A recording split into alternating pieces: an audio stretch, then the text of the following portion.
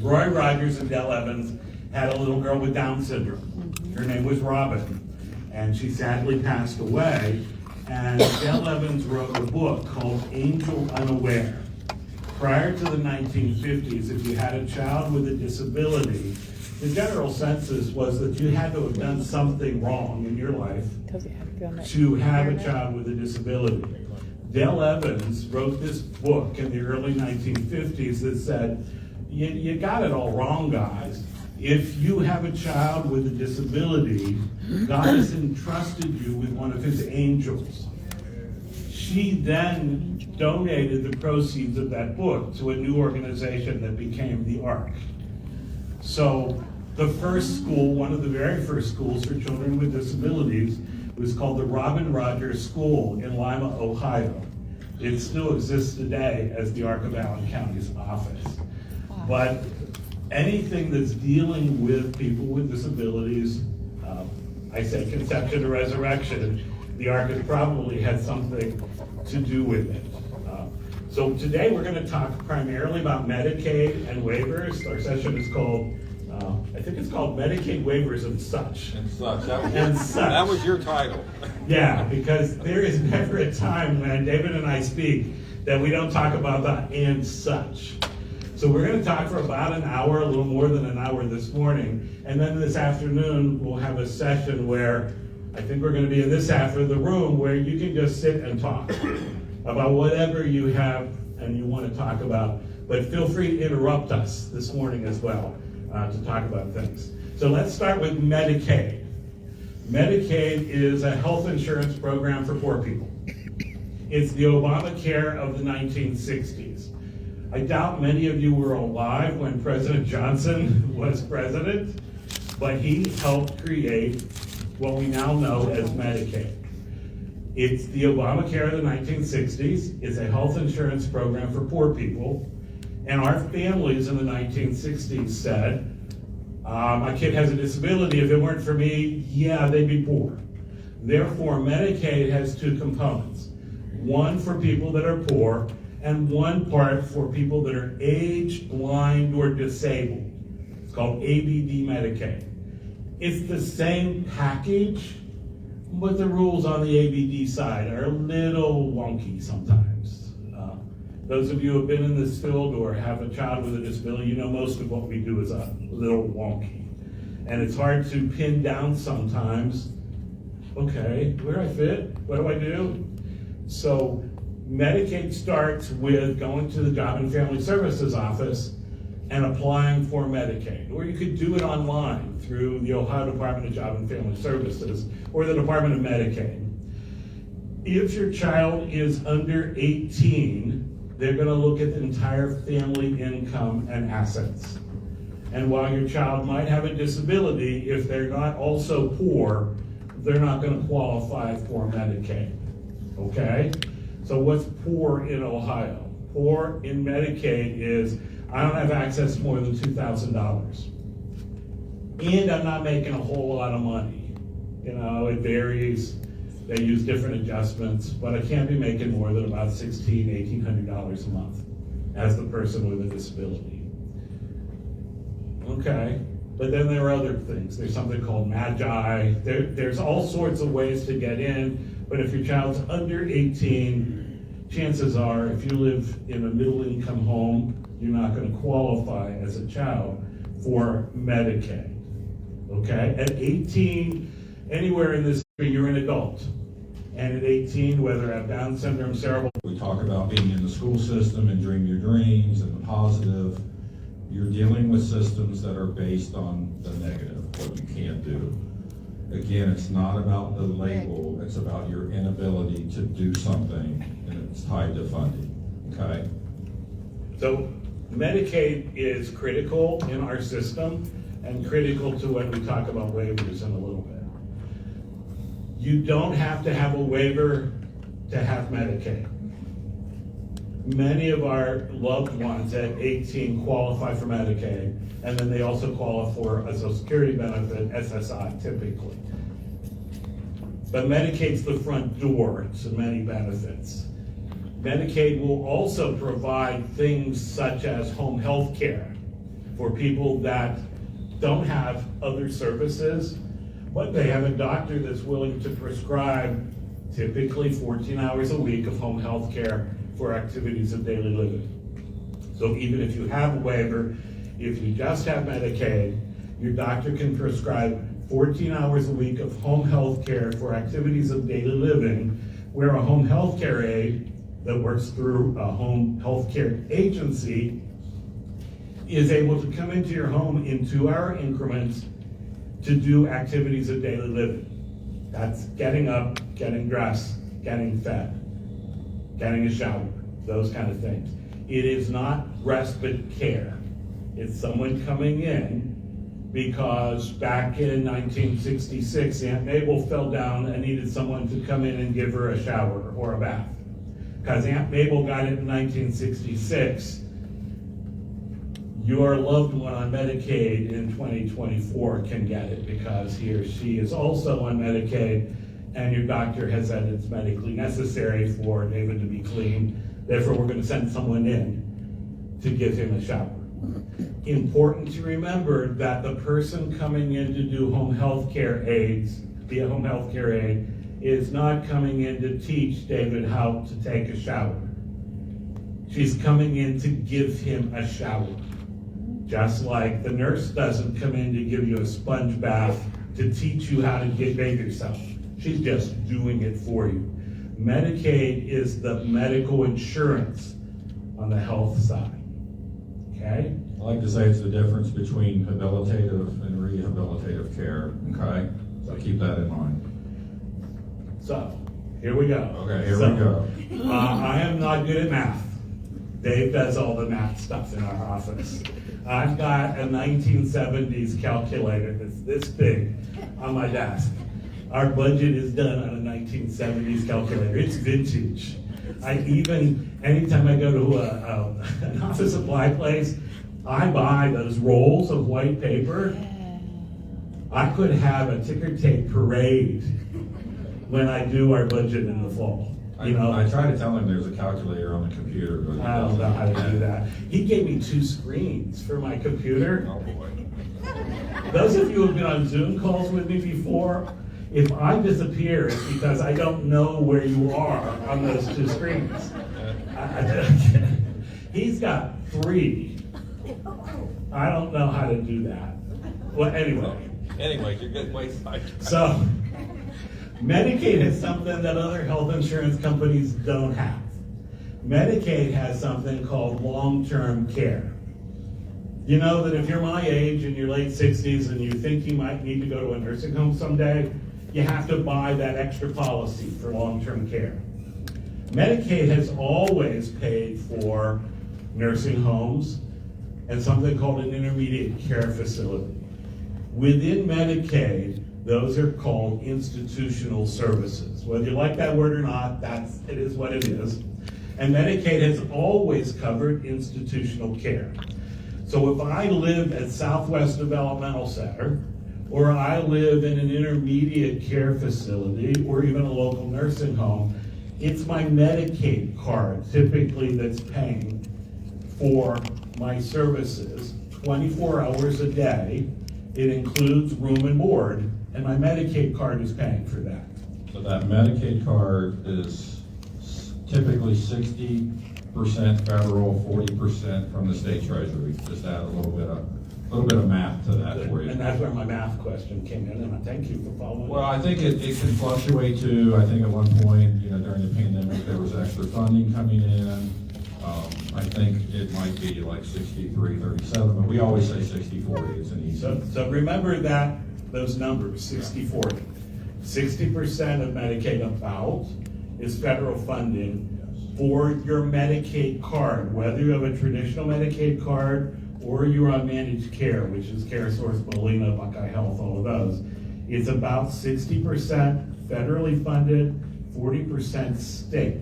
There are no county levy dollars in your Medicaid card, okay? Back in the 90s, I don't think anyone here was even alive when Ronald Reagan was president. Wow. I will not drop an F-bomb, but wow. Okay, so when Ronald Reagan was president, oh, she's been here, oh, good, okay. I know Ronald Here's Reagan. someone else from the 90s.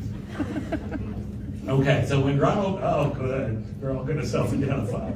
So when Ronald Reagan was president, there were a group of moms farther in the Midwest that had young adults on Medicaid who needed help. And they went to whomever they had to go to in their state and said, we have some kids who need help. And they have Medicaid. And their state said, and we've got this nice building over here, and they'll be living with 100 other people, but here, we can help you. And they filed a lawsuit that went up to the Reagan administration level, on a federal level, and Ronald Reagan and his administration said, okay, we don't want to deal with this. You know, we don't want to have moms of people with disabilities suing us. So we want to reach a settlement. And the settlement is, if you're willing to waive your right to that institution that you never really wanted to begin with, and you're willing to say that services will never cost more than that institution, and you're willing to say that services other than respite care will never be provided in that institution, will allow our federal money, that's 60%, to be used in the home and community. So a waiver is your waiver of a right to something maybe you never wanted to begin with. It's a temporary waiver, because if you change your mind and that bed is still available, it's still available. The difference from a practical point of view is I have a theoretical right or entitlement to an intermediate care facility bed, but once I move out, the funding stays with that bed. With a waiver, which is not a place, a waiver is a funding stream, sort of like a voucher, that I can take anywhere in the state. But if I go to Lexington, or what is across the river? Ashland? No.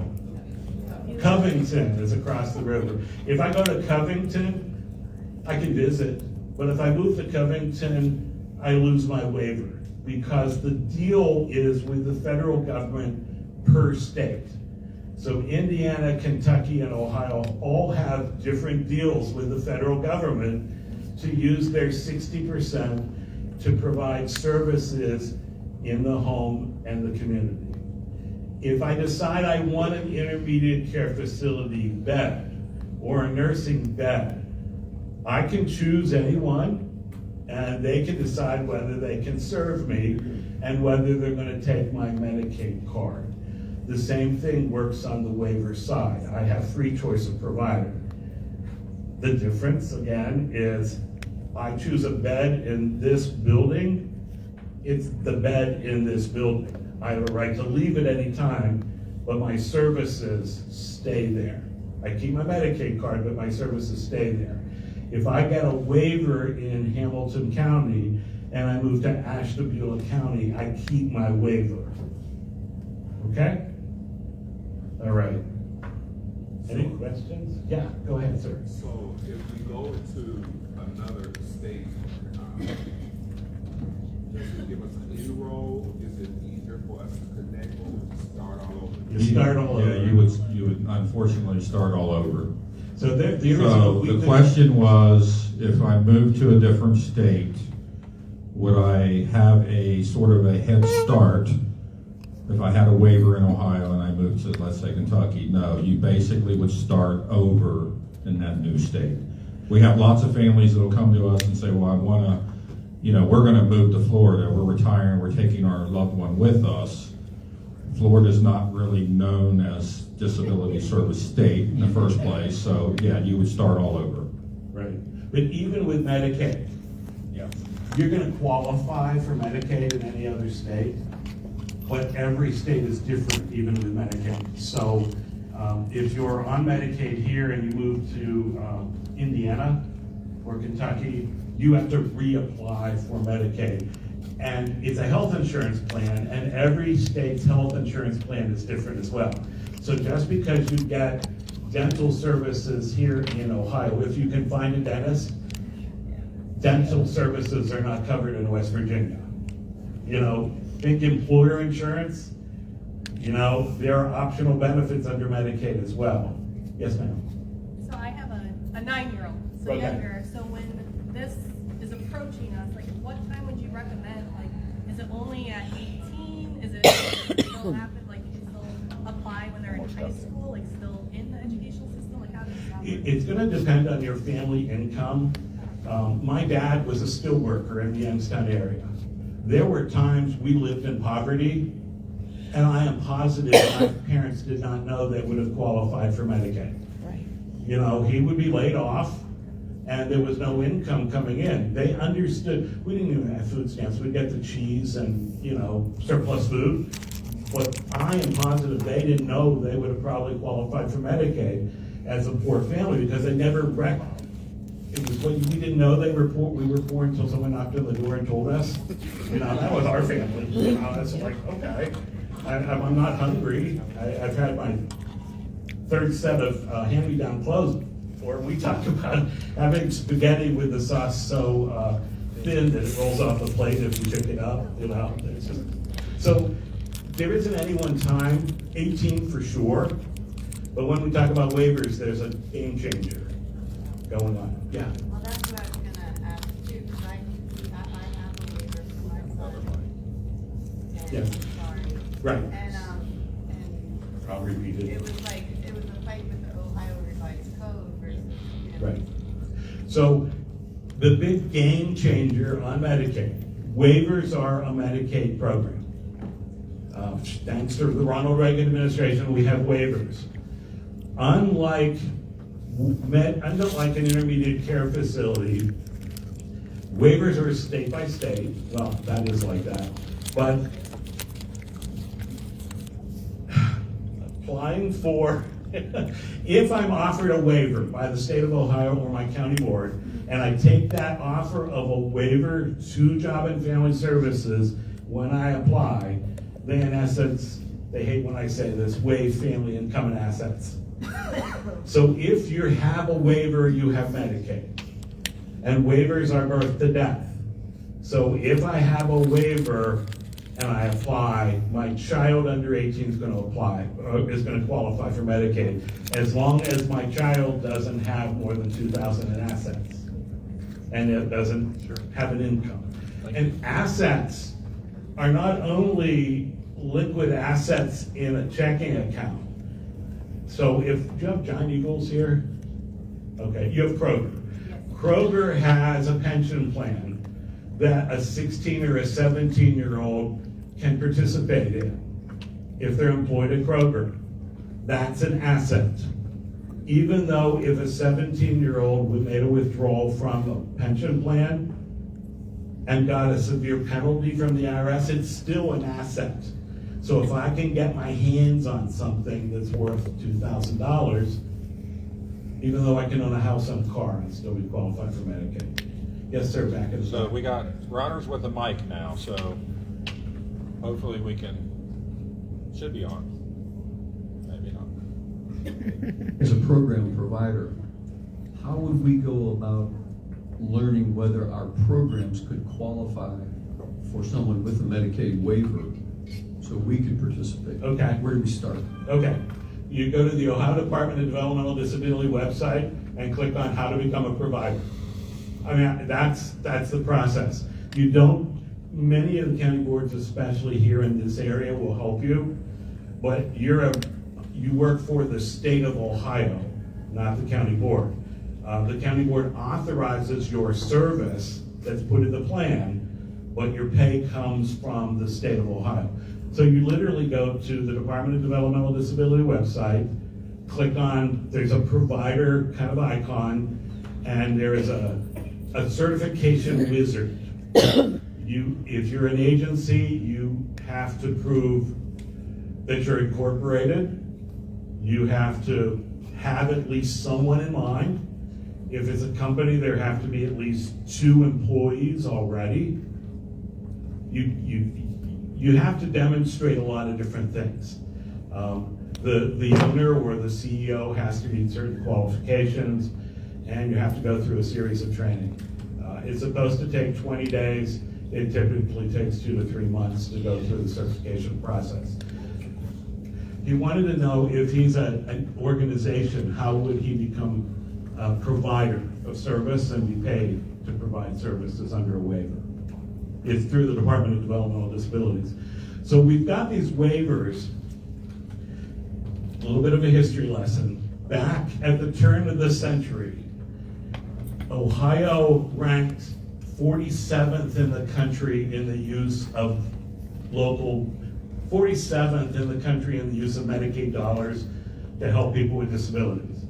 We ranked 47th because we had our local levies. And our local levies provided funding through our 88 county boards to provide most of the services. I grew up in the Youngstown area with the steel mills. They were shutting down or had shut down. The car industry in northern Ohio was failing. The shoe industry in southern Ohio was closing. And our levies, some of our levies were failing, and we knew some of them were going to start failing. And thank God people with disabilities were living longer, but they were living longer, and we had more and more people coming into the system.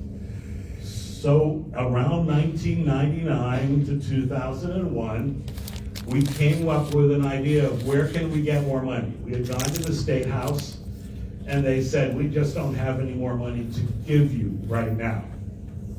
And we did data searches and found out we really ranked behind most other states in the use of federal funding. So we reached we came to the conclusion we needed federal money, which meant waiver funding. And we had to agree with the federal government that if we accepted federal money, they were going to fund Ohio, not Hamilton County. They were going to fund Ohio and not Franklin or Preble County. And we had to promise that, like Medicaid, waivers would be available statistically for everyone to qualify potentially in the state of Ohio. So we created the Level 1 waiver back then. And the Level 1 waiver allowed county boards to begin refinancing. Again, I'm not a math major. But until the turn of the century, most people that were adults were in workshops run, or adult day programs run by the county board, funded 100% by the county board. So through a series of years, one by one, we started taking someone that was 100% funded by a county board and made them a waiver recipient, which meant the county only had to come up with 40% of the cost, because the federal government's now paying 60%. We brought in millions of dollars in federal funding by refinancing our system. Are you following me? That additional money allowed us to serve more people. The thing to keep in mind, however, if the county board is using local dollars, the county board makes the rules on how those dollars are spent, and often 88 different ways. If it's a waiver, you have a federal entitlement to the services offered within that waiver for as long as the waiver exists and as long as you qualify for that waiver. So it's like, okay, and I have to have the same theoretical access to a waiver in Preble as I do in Hamilton. It's all kind of theoretical and statistical. Math is not my thing. So we began adding waivers to our system. We had waivers for a long time, but not until the early 2000s did we really start to grow the program. We're going to discuss this afternoon everything you can get on a waiver, but we need you to understand the follow the money. Why are things being done the way they are? We promised the federal government that our waivers would statistically be pretty accessible. But the only money we had available for the 40% was county levy dollars, okay? So my Medicaid card is primarily 40% state funded. If I'm on a waiver in Ohio, there's a significant amount of local levy dollars in the waiver.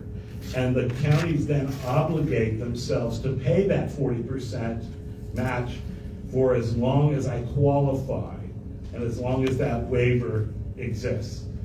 So the qualifier have to be Medicaid eligible, which means I can't have more than $2,000 that I can get to, except if I have something called a stable account. That's another whole set. There are ways to legally shelter funds so that they're not counted against that 2,000.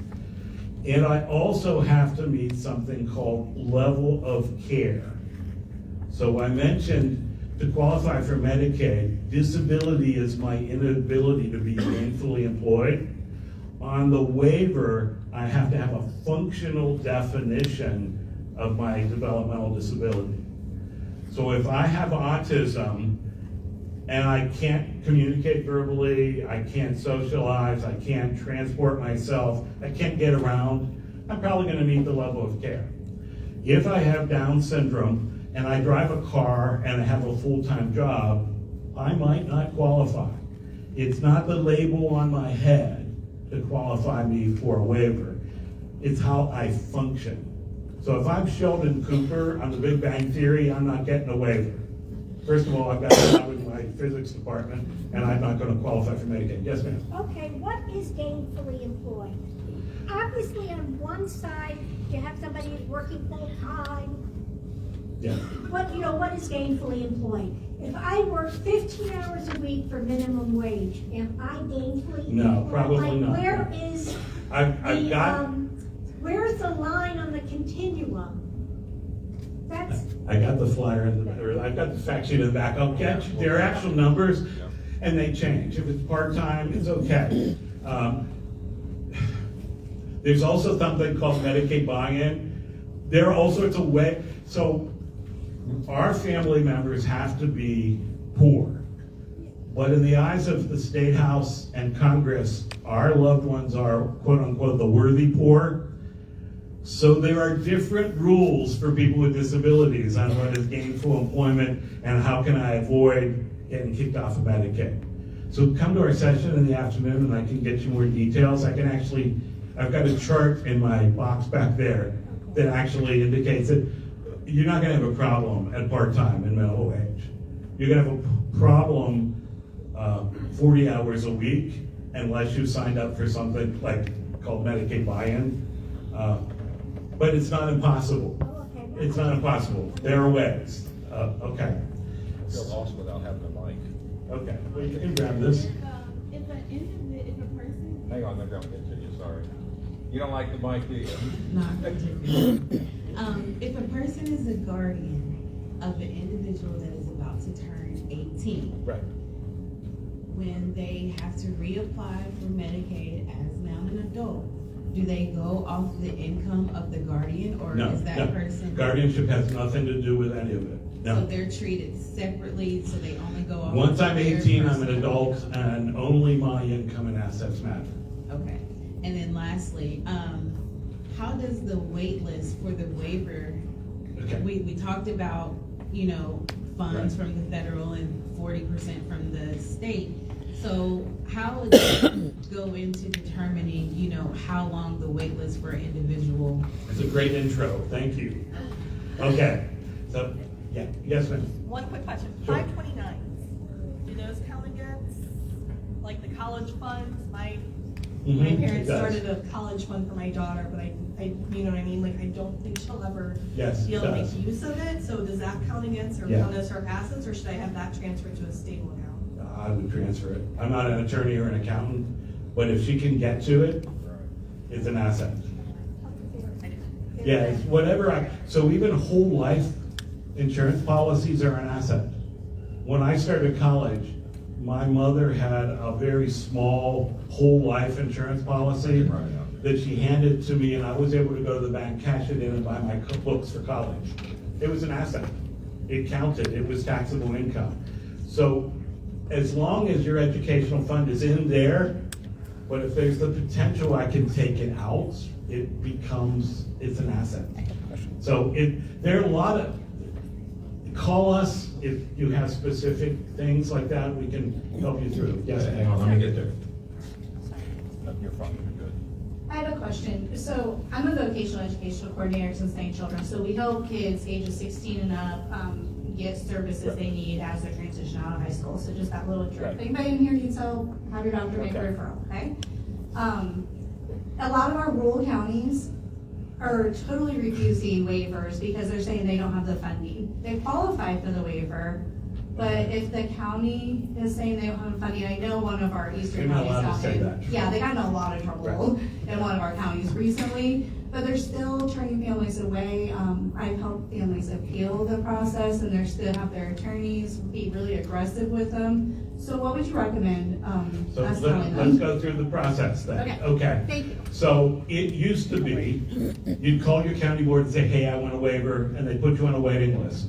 We got to the point where we had over 47,000 people on waiting lists. 49. 49,000. There's a lot of people waiting, but again, back in those days, we kind of knew that it took such a long time to get a waiver. So when someone had a loved one, you had a child that was born with a disability, we would automatically just kind of say as a system, you need to talk to the county board, you need to get on the waiting list. Because it would take 15, 20 years maybe to get a waiver.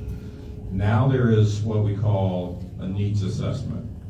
So you have to have a need identified to either be within 30 days or 12 months. So let's get into that needs assessment and why we changed the law. Right. And we actually supported changing the law. The state contracted with Kent State University to survey the people, the 49,000, half the people didn't know what they were waiting for. They just knew some joker named Gary said, get on the waiting list, but I don't know what I need, and I don't know what I'm waiting for. So the law was changed. All those people were reassessed, or they just went off the waiting list. So the law that's been in place for a number of years now says that, for gosh sakes, don't call the county board and say, I want a waiver. That's the worst thing you can do. You call the County Board of Developmental Disabilities and say, I need, and there is an assessment tool we'll go over this afternoon. I suggest, you sit with a loved one and you answer the questions honestly. And if it's an adult, and it's usually the transition age, I need something to do during the day. The hard part for us as families is to separate ourselves, because I talked about, I know what I do. No, if you've been pulling his pants up for the last 18 years, it's become so much of a habit, I bet you don't know what you do. Right, you don't realize all the work you're doing. So sit down with someone you love who can honestly tell you, you've been pulling his pants up for 18 years. He doesn't go to the bathroom independently. This is, as David said earlier, this is about what I can't do and what I don't have. It's an entirely different process than the IEP.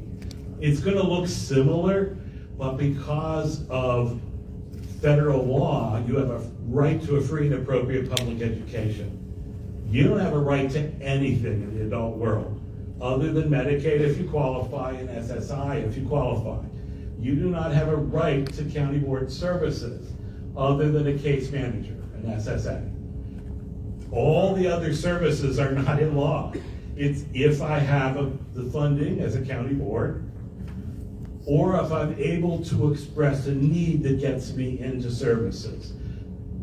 The law also says, as David mentioned, I have to have that need in the next 30 days or 12 months. For you transition coordinators, you can't begin transitioning at 13 to the adult world. You can talk about stuff, but until I actually need it, like 30 days before graduation, 29 days before commencement, you might access it. Waivers in the DD system, and we have 3 of them, begin at birth and end at death. Can I jump in real quick? Yes. So I don't want to go too far down the rabbit hole, but oftentimes we hear from families, and what you said earlier kind of triggered me to say this, was you might not always be going towards the County Board of Developmental Disabilities. In Ohio, there are 7 total waivers. There are 3 that are DODD has permission to manage those or run those 3 with the partnership with the county boards. But if you have maybe more of a medical need, you might be better served on like the home care waiver. So there are 7 total waivers in Ohio. So I just want to kind of point that out before we have a flood of people going towards the county board. It's, again, think about what the needs are of the person, and I cannot stress this enough. What are the needs? And you need to identify those. It's not about wants, right? We all want a lot of things. What is the need of the person? So as he mentioned, I'm glad you brought up the home care waiver. Yes. If your child, and this is birth to age 59, has a lot of medical issues, Yes. and you know that it's not their developmental disability. They're on a respirator. They're tube fed. It's not, he's in diapers at 12. It's, without medical technology, I'm not gonna make it. Or I'm 23 and I don't meet the eligibility to have a developmental disability anymore.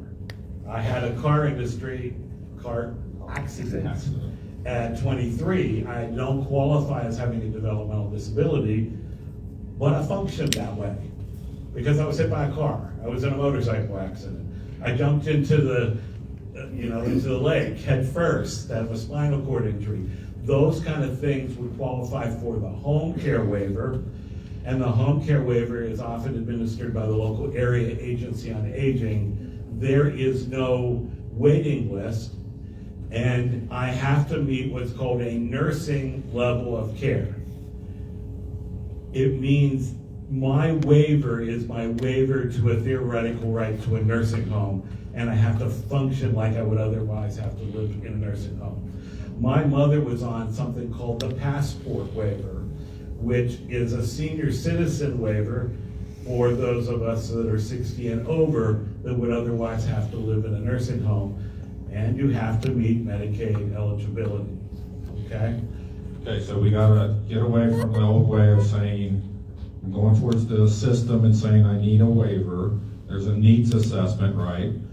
Even though we say there's really not a waiting list, but I guess there really still is kind of behind that, right? Right. I can't get on the list Right, if I need something in 13 months. right. You don't even go on the list. The system is going to require me to come back. This is a hard concept for many of us, but Medicaid is a welfare program. Waivers are a welfare program, and no one tells you to come in and apply for welfare. So no one is going to tell you to come in and apply for Medicaid.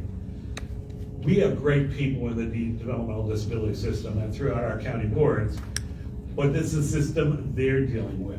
So I have to express a need, and I have to express a need that the county board might be able to serve with local dollars. Thank you. So just because the needs assessment says I need a day program, that doesn't mean the county has to give me a waiver. There might be a provider in the community that provides day services with local dollars. My need might be, and it's my child's need, my family is falling apart because I, as dad, haven't gotten to go out with my wife in 18 years. And I need a break. The county has the right to say, we'll provide a babysitter for you. That meets your needs. Right, So Gary. if the county can provide a need, they can do it however they want. We're gonna get a question thrown at you here. Well, not necessarily a question, but that's the flip side to what you just said. As a provider, we've been told that there aren't any funds to bring the transitional kid into our day program, and we can't bring them in the same building as our day program. Right. So if someone is still in school, and it makes sense to we back in the day, you could be in school and during the summer go to the workshop, so you get used to the workshop. if a person is in school, Whenever. it's the school's responsibility to pay. So you can't do educational stuff and adult services stuff at the same time. But also, the county is providing local funds. The county gets to make the rules. But I changed it to a recreational program. And it's It doesn't matter what you call it. It's what it is. Yeah, yeah. It's, yeah, it is. Because that child in that transitional component is still under IDEA. Absolutely, yes. And that's coming from the IDEA funding. And because this Right. is an adult program, that's coming from a different set of funding. Right. So another example that comes up all the time, my kid's on the autism scholarship. I know, I totally But get the it. scholarship that I worked out doesn't include transportation, but he's got a level 1 waiver, so I want my I can level see 1 whether waiver to pay for him to go that to the lined up or school. No, not. can't do that. School is school. Home and communities, and so, well, school is community, follow the money. You know, waivers have to be separate from education, and they can't overlap. Okay, we got another one here. Yeah, I got two things. Two? Yeah, two, at least. at least for now.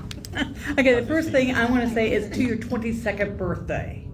Because I had somebody get hurt after, they were still 22, but it was after their 22nd birthday and they could not qualify.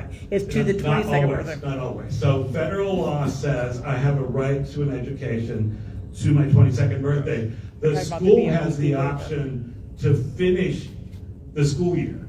They don't have to. I'm talking about the waiver for DODD is 22nd birthday. No.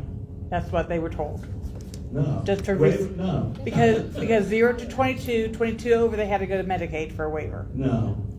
Did they not prove they were diagnosed before? Yeah, I think that's, Oh, okay, you're telling me Yeah, I about think, to be yeah. level, to be. yeah. To Okay. qualify for a DODD Yes. waiver. Yeah. I think we're Yes, talking I was, about Yeah. because we were talking about that at that point. Okay. That's when my head went there.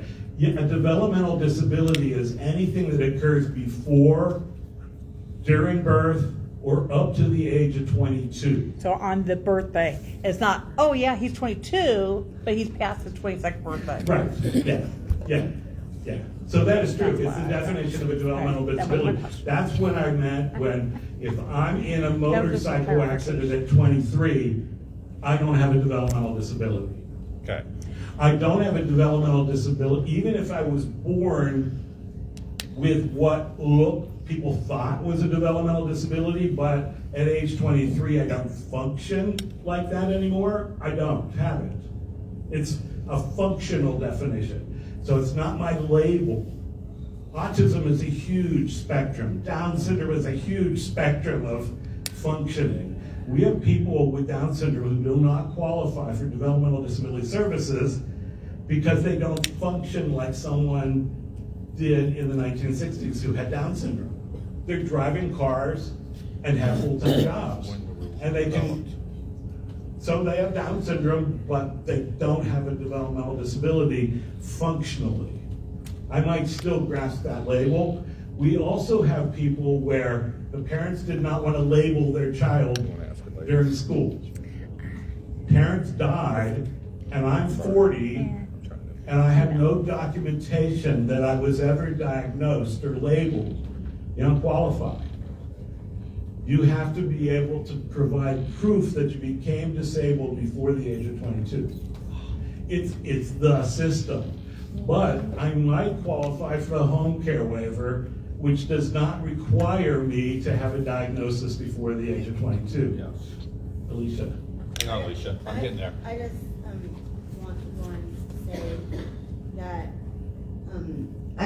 want to say that wanted to say that it is possible to qualify for a home care waiver and then to go to the DD side, because that happened to me. I was on Medicaid waiver first, and then I got a DD waiver later. So, but you do have to prove that you do have developmental disability before 22. Right, yeah, which is my predominant issue. Yeah. Is it the fact that I have to use a wheelchair, or is it the fact that I function like someone? So Call us if Yeah, you're years- in between, but there are two different levels. Years ago, we had the TDD waiver, right? We had people transitioning off Yeah. that, and so. Right. There's, yeah. Yeah. Okay. Another question. Becky, another question? Well, the one I had an hour ago. Okay, so I have this irrational fear, okay? You know my son, you've seen him for over 15 years. Is there and he's on the IO waiver. Is there ever a point where he improves so much they would come back and say, you don't get a waiver anymore? Yes. And It's not what gonna does that happen, look but like? yes, it could. Chances with your son is he would probably more switch to the home care waiver. The only medical thing he has though is his Well, we all, as we age, we all develop, I'm saying, in another 15 That was my years. question. You know, there is a thinking, and I believe it, that we all become disabled eventually. You know, whether it's, I need a nursing home, whether I need some more support. So it's just all, you know, I'm one broken leg from becoming disabled. You know, I'm one car accident. I'm one stroke from becoming disabled. So, he hates when I say that. I thought I was having a stroke this morning. I think I have Legionnaire's disease. The State House, there was I don't know. Everything I read. We have a list of diagnoses at our office for Gary, so just saying. Yeah, it is what it is. So, Yeah, the list okay, what keeps if getting my bigger. need is, my child has Down syndrome and he needs heart surgery? See the little handprint. Waivers don't cover heart surgery. If I have a child with cerebral palsy and he needs physical therapy, waivers don't cover physical therapy. The Medicaid covers those things. But when I go to the county board, I can't say that my need is something Medicaid covers. Because I was at an art conference and they told me that if I had a waiver, I'd get a Medicaid card. You can't get a waiver and get a Medicaid card. Your need has to be something that the waiver provides.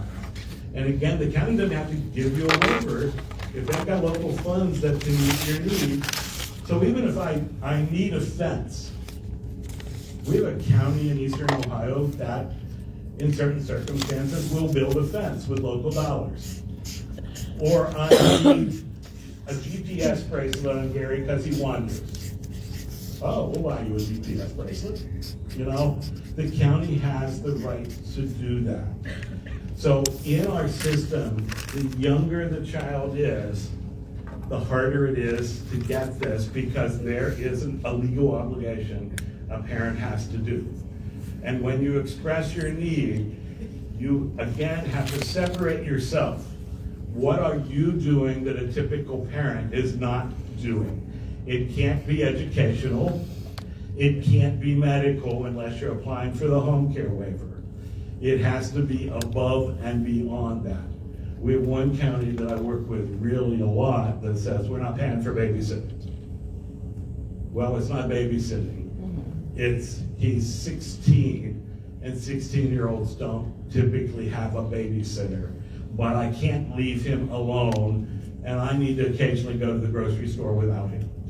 You know, I need X, and we'll pass out those need assessments in the afternoon. When you are denied a service, whether it's Medicaid or a waiver or any kind of service, if you think it's a waiver, you have due process rights. And those of you who have been through the educational system, it's not like that. You know, you actually just call a number or go to the Department of Job and Family Services website, and it walks you through how to request a hearing.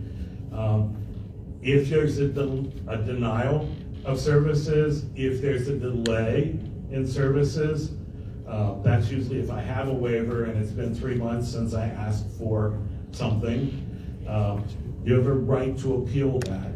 You call the number. The appeal will be on the phone or through Teams or Zoom. The burden of proof is on the county or the state as to why they denied the service or delayed giving you the service. It used to be, I'm a parent, I have the right to do that. My son's 19, I have the right to do that. Now you'll have to prove that you have the right to appeal, which means either you're a guardian or your adult son, even if they have an intellectual disability, has authorized you to represent them. There's an actual form to fill out. And remember, at 18, everyone is presumed competent until a judge says they're not. So if they can't sign their name, they can put their mark. And that just authorizes you. Yes. So can a waiver pay for after-school care and transportation to after-school care for somebody who is above the age of typical daycare programs? As long as you don't, I wouldn't call it after school. Okay. I would say my son needs a homemaker personal care provider at 3 p.m. Okay. and transportation to get to and from. You know, it's best not to have it at a place. Anytime that's a place, but homemaker personal care is the billing code for the majority of services. That's someone that can be with me to take me to the movies, take me to the community, help me wash my dishes, teach me how to make my bed. So it's not a babysitter. A homemaker personal care provider teaches skills or makes sure I'm healthy and safe. So how you word things is very important. If the word school is in it, whether it's during school or after school, that sends my brain somewhere. Yeah. Okay, here we go. Hi, the waivers that DODD has permission to manage, the 3, my son is on 1.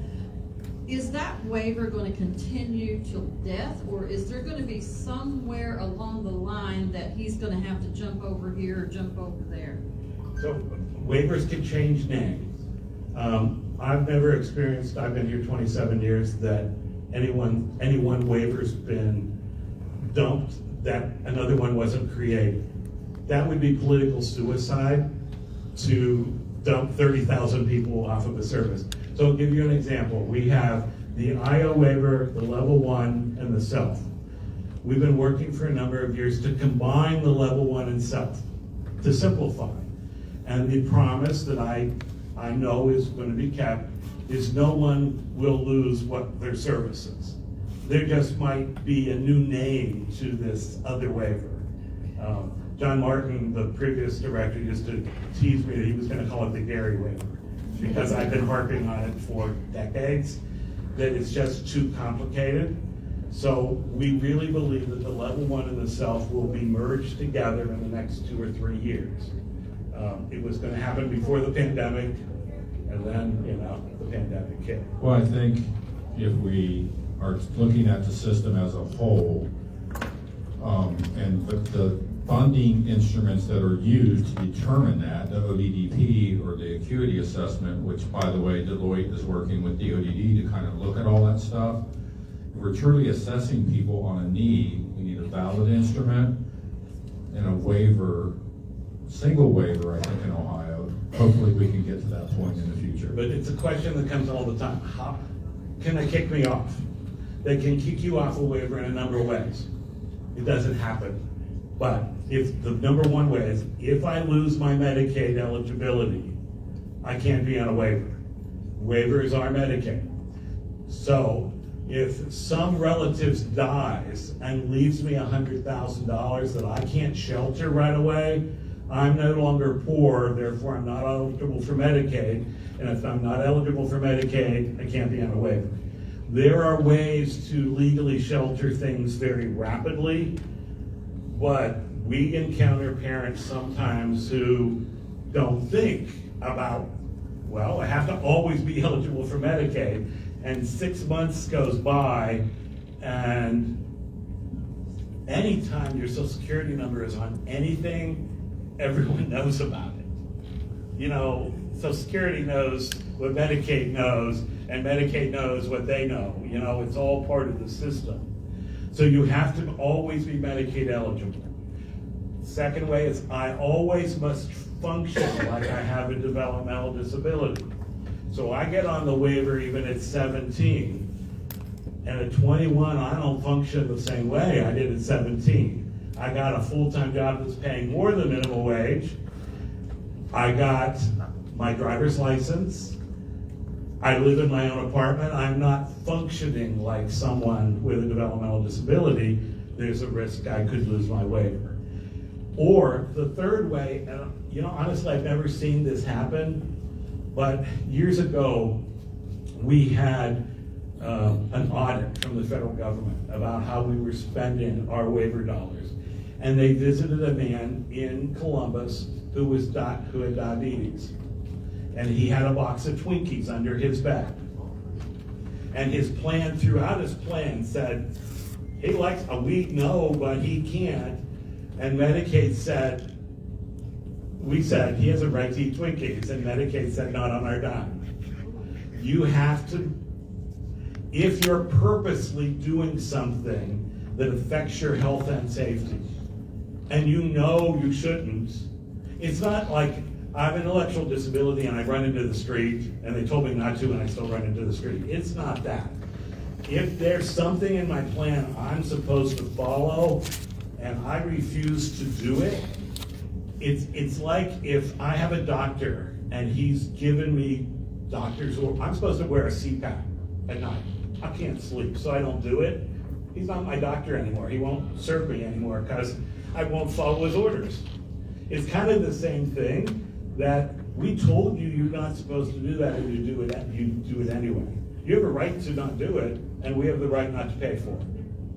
So that doesn't happen, but it could. That's about the only way.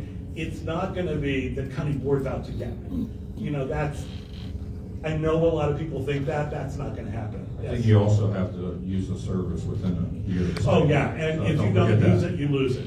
Okay. Go ahead. Okay, so this 17-year-old who at 22 looks like he's functioning really well. Well, it just happened. He's a low support need person, but it just happened. He landed a great job where they're very supportive. He can do the work. We all know, you know, all of a sudden he loses his job. Nobody else is going to hire him because he's kind of goofy. And, I you think know, he'll his be all right. what? I think he'll be all right. No, I was mean, giving what extremes. happens? Can you go back in the system? Yeah.